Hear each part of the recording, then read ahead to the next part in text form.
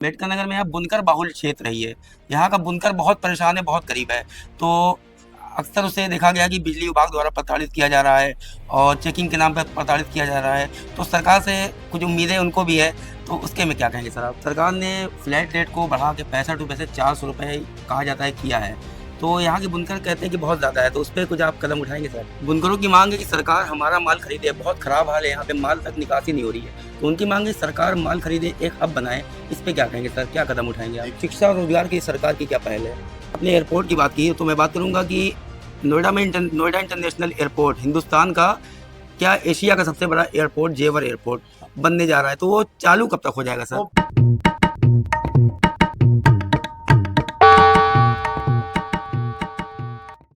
नमस्कार, आदाब। मैं मोहम्मद अब्दुल्ला और आप द अम्बेडकर नगर जंक्शन देखना शुरू कर चुके हैं।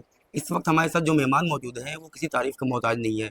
वर्तमान में एमएलसी हैं और 2014 से 2019 तक मोदी गवर्नमेंट की पहली बार जब सरकार बनी तो ये सांसद भी रह चुके हैं। हमारे साथ मौजूद है बात करने के लिए डॉक्टर हरिओम पांडे जी। हम इनसे प्रदेश सरकार के बारे में और उसकी उपलब्धियों के बारे में बात करेंगे। बहुत बहुत स्वागत है द अम्बेडकर नगर जंक्शन में आपका सर। धन्यवाद आपको।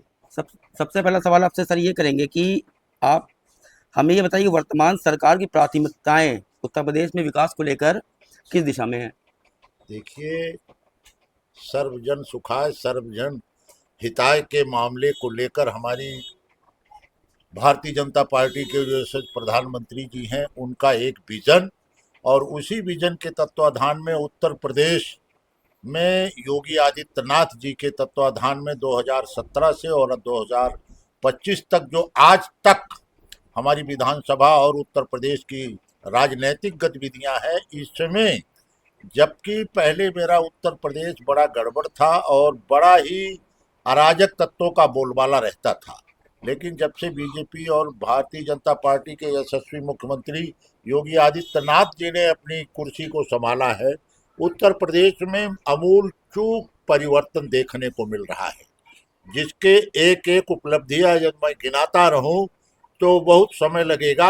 जितना आप हमसे पूछेंगे उतना मैं आपको बताता रहूंगा। प्रदेश में इंफ्रास्ट्रक्चर विकास के लिए सरकार किन बड़े प्रोजेक्ट्स पे कार्य कर रही है सर? देखिए, कोई भी ऐसा प्रोजेक्ट नहीं है कि जिन पर, जब हमारे स्वर्णिम सड़क परियोजना नंबर 1 जो हमारी स्वर्णिम परियोजना थी उस पर हमारी कर रही है, और नंबर 2 विकास उद्योग धंधों पर। जब पहले कोई भी हमारे उत्तर प्रदेश में उद्योग लगाना नहीं चाहता था, किसी भी प्रांत से कोई भी पूंजीपति कोई भी उद्योगपति उत्तर प्रदेश नहीं आना चाहता था, क्योंकि यहाँ आताताई राजनीतिक संरक्षण प्राप्त कुछ पार्टियों के लोग रहते थे। उनके कारण से उत्तर प्रदेश में कभी भी कोई उद्योग पनप नहीं पाया। लेकिन जब से 17 से और आज तक जो सरकार हमारे योगी जी की आई है, इतना मैं आपको बताऊं कि अंबेडकर नगर जनपद में हमारे 9 उद्योगपति यहाँ आ चुके हैं और बड़े बड़े उद्योग की शुरुआत हो रही है। जमीन हमारे अंबेडकर नगर के यशस्वी हमारे जिलाधिकारी, हमारे उप जिलाधिकारी, इन लोगों ने मेरे प्रयास से सब दिया है। जैसा कि आपको मैं बताता चलूं कि एशियन तेल, जो ये खाद्य तेल बढ़ता है, उसके ठक्कर ठक्कर साहब ने यहाँ आके जमीन देख ली है, और वह जमीन इल्फातगंज टांडा हमारे कटहरी विधानसभा में चिन्हित कर दी गई है। जल्दी ही उसके कार्य को शुरू कर दिया जाएगा।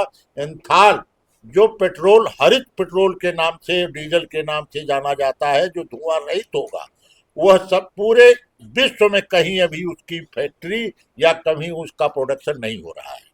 तो ऐसे ही कई, अडानी ने भी यहाँ अपने प्रोजेक्ट को डालने के लिए कर दिया है। बेवाना में वो जमीनें सुरक्षित हो गई है, उसका जल्दी ही उद्घाटन होने जा रहा है। ऐसे करीब 5-7 उद्योग, जब मेरे अंबेडकर नगर ऐसे छोटे से जनपद में जो अति पिछड़ा जनपद था, इस समय अगर हो रहा है, तो आपको यह अंदाजा लगना चाहिए कि उत्तर प्रदेश में पहले 4-6 हवाई अड्डे रहते थे, आज 27 हवाई अड्डे हैं, अंतर्राष्ट्रीय हवाई अड्डे हैं।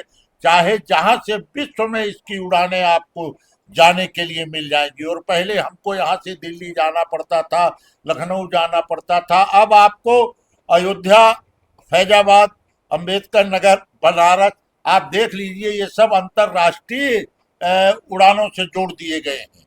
तो यह एक उपलब्धि का सबसे बड़ा संचार का और इसकी प्रगति का रास्ता प्रशस्त करता है। और यह हमारे यशस्वी प्रधानमंत्री नरेंद्र भाई मोदी जी की और योगी जी के प्रशस्त कार्यक्रमों की रूपरेखा का जीता जागता वर्णित उदाहरण हमारे प्रदेश को मिला।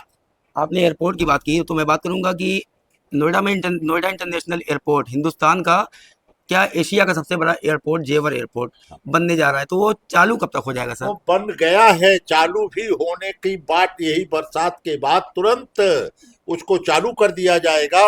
और अगर बरसात न हुई होती तो शायद अब तक वो चालू हो गया होता।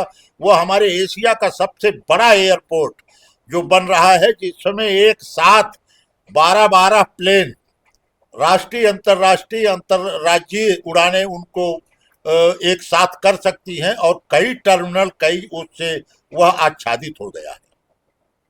शिक्षा और रोजगार पे आऊंगा मैं। शिक्षा और रोजगार की सरकार की क्या पहल है?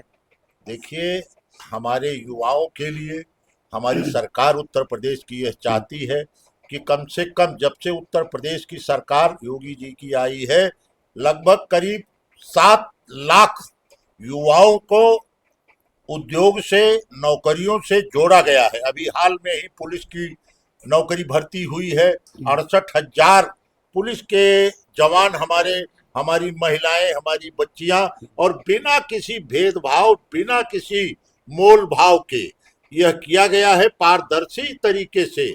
आज तक ऐसा कोई बड़ा, वह जो सबको सर्विस मिली हो युवाओं के लिए, नहीं कोई कार्यक्रम किया गया था।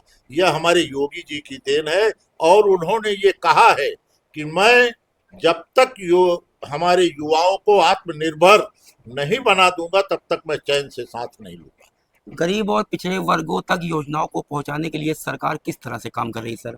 देखिए, सबसे बड़ी चीज तो है कि हमारी सरकार ने जिस तरीके से, मैं आपको ये बताता चलूं कि उन्होंने देखा था कि रोटी, कपड़ा और मकान, जी, गांव गरीब और किसान मजदूर का देश होने के नाते, क्योंकि 70% आबादी हमारी किसानों की है, किसानों की आबादी होने के नाते एक गांव, भारत गांव में बसता है, उत्तर प्रदेश गांव में बसता है। अगर गांव समृद्ध होगा, हमारा जवान समृद्ध होगा, हमारा किसान समृद्ध होगा, तो निश्चित तौर पर हमारा प्रदेश और हमारा देश समृद्धता को प्राप्त करेगा। इसी चीज को लेकर हमारे योगी जी, मोदी जी ने जिस तरीके से पूरे विश्व का भ्रमण करके, आपको यह बताता चलूं कि जहां उन्होंने समानता की भावना के साथ यूएई में एक अद्भुत कार्य कर दिया, वहां का राजा, वहां का शहंशाह मोदी जी के उसमें आके एयरपोर्ट पर मिलता है। ये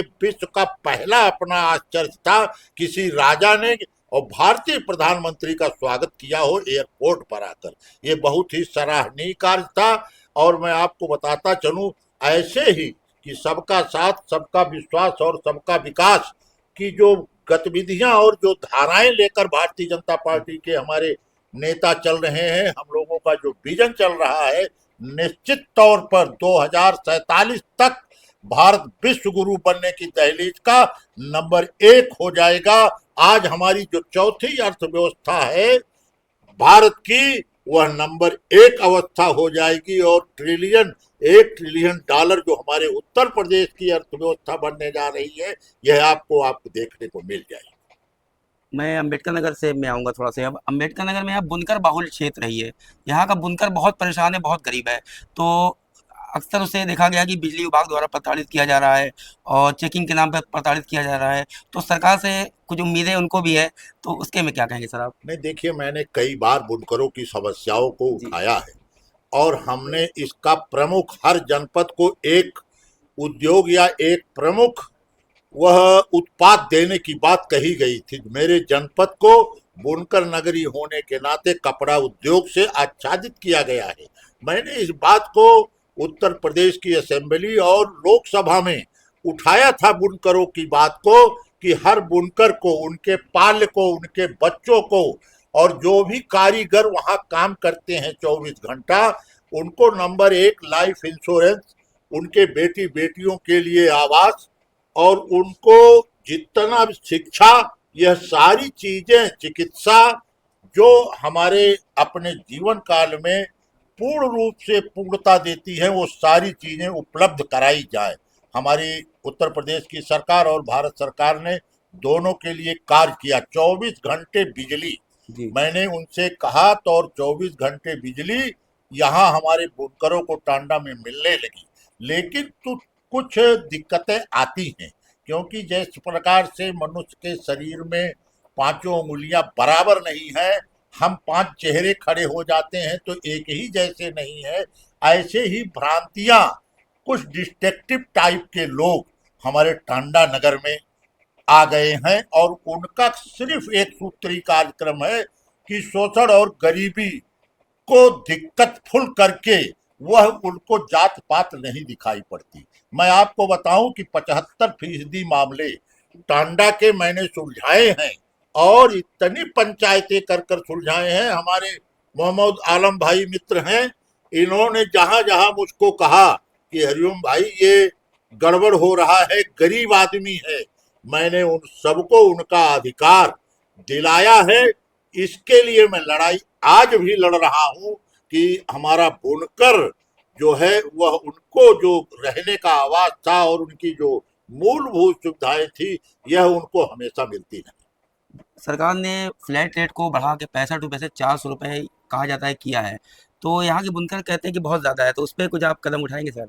देखिए ऐसा है, जी जहां कभी ऐसा था तो हमने जो जीएसटी थी माफ किया, जी हमने टैक्स जो था माफ किया, जी और जो बड़े व्यापारी हैं, जो छोटे व्यापारी हैं, उनको पूरे अपने हिंदुस्तान की किसी भी मंडी में जाकर व्यापार करने की जो छूट दी, कि जैसे हमारे अंबेडकर नगर का व्यापारी दिल्ली में जाकर, पंजाब में जाकर, लुधियाना में जाकर, बिहार में जाकर, राजस्थान में जाकर अपने व्यापार को बढ़ावा दे सकता है, ऐसे ही क्योंकि कुछ टेक्निकल बातें आती हैं, जी समस्याएं आती हैं, जी उन समस्याओं का निराकरण हमारे यशस्वी प्रधानमंत्री नरेंद्र भाई मोदी जी और हमारे मुख्यमंत्री योगी जी और हमारे वित्त मंत्री का जो कार्य देख रहे हैं, उन्होंने भी इस तरीके का जो कार्य दिया है, निश्चित तौर पर यह एक बहुत बड़ी सोच और बहुत बड़ी अनुरूपता के रूप में इसका परिणाम आने वाला है। बुनकरों की मांग है कि सरकार हमारा माल खरीदे, बहुत खराब हाल है यहाँ पे, माल तक निकासी नहीं हो रही है, तो उनकी मांग है सरकार माल खरीदे, एक हब बनाए। इस पे क्या कहेंगे सर, क्या कदम उठाएंगे आप? देखिए ये हब बनाया गया था, जी लेकिन हमें अपनों ने लूटा, जी हमें अपनों ने लूटा, गैरों में कहाँ दम था, और मेरी कश्ती वहां डूबी जहां पानी बहुत कम था। टांडा के जो हमारे तथाकथित, कहना नहीं चाहिए मुझको, आप टीवी वाले हो, इसको पूरे विश्व में प्रचारित करोगे, लेकिन मैं जो सत्यता है इसको कहना चाहता हूं कि यहाँ जो उनके हथकरघा या करघे के लिए जो छूट की बात आई थी, मैंने फ्री ऑफ कास्ट हर हथकरघे को 1,000 रुपए से 10,000 रुपए तक मशीन देने का फ्री में प्रावधान किया था, और 10,000 बुनकरों को मैंने अपने खुद उससे दिलाया था। लेकिन जो सरकारी मशीनरियां उनके उसमें आके हमारे आपके भाई ही जो हमसे आपसे ताल्लुक रखते हैं, किसी भी कारण वह हमको आपको ब्लैकमेल कर ले जाते हैं, उसमें सरकार का या हमारा या और किसी का क्या दोष है? अब इसमें दोष है, जब आप हर चीज मुझसे छिपाओगे तो सरकार कहाँ जाके कुछ कर पाएगी? आप हमको बताइए, निश्चित तौर पर इस पर एक प्रभावी कदम उठेगा, वह चिन्हित किए जाएंगे और उनका माल जहां आप चाहेंगे वहां वह बेच सकते हैं और बिकेगा। बहुत बहुत शुक्रिया हमसे बात करने के लिए। थे डॉक्टर हरिओम पांडे जी, जो वर्तमान में एमएलसी हैं और पूर्व सांसद भी रह चुके हैं। इन्होंने अपनी सरकार की उपलब्धियों के बारे में और बुनकरों के बारे में हमसे खुलकर बात की। इस वीडियो में फिलहाल इतना ही। तब तक के लिए मैं मोहम्मद अब्दुल्ला द अम्बेडकर नगर जंक्शन के लिए। इस वीडियो को अगर आप फेसबुक पे देख रहे हैं तो फॉलो करें, और यूट्यूब पे देख रहे हैं तो लाइक शेयर सब्सक्राइब करना बिल्कुल भी मत भूलिएगा। अपना बहुत ख्याल रखिएगा। धन्यवाद।